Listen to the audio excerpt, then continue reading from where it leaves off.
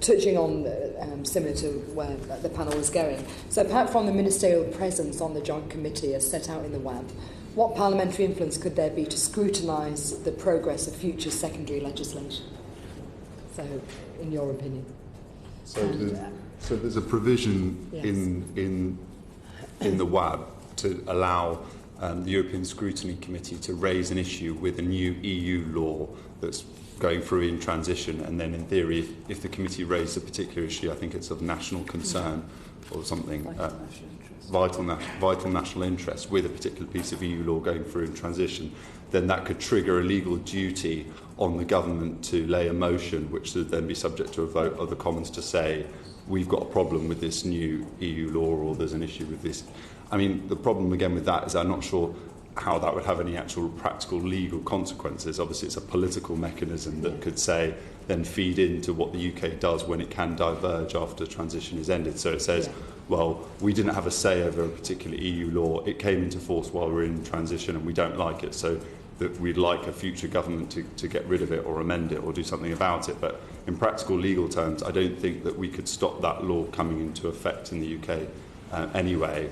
So I think it's really just a kind of a political mechanism to kind of give us some way of expressing a view on EU law which takes effect in transition, because obviously it is quite a strange situation that we're going to be accepting all EU law during transition, but we won't have a seat at the table in the institutions to influence how that law is made, and especially if the transition period is extended, so we have a sort of 3-year period, that's quite a significant potentially amount of law that could become part of UK domestic law, and that is quite an issue in terms of legitimacy. That's why I'd probably like to see a majority in no deal.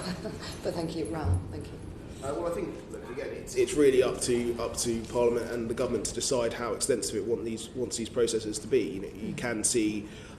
You could design a process where before any decisions are taken in the Joint Committee they need to be approved by a motion in Parliament or something along those lines. You could produce something where there has to be regular reporting about the actions of the Joint Committee and the work of each of the subcommittees to Parliament. These are all really choices for Parliament to make. I don't think there's a set framework of how it should work or how it needs to work. It's really finding the balance between allowing this committee, which will have a huge amount of work to do and will need to be able to move quickly and take decisions quickly, and making sure that ministers have the ability to take those decisions and do those negotiations, but also having the valid and right level of scrutiny from Parliament. And where exactly that balance lies, I think, is something that needs to be teased out, because it's not really something we've done before. Okay, thank you. Does the others like to...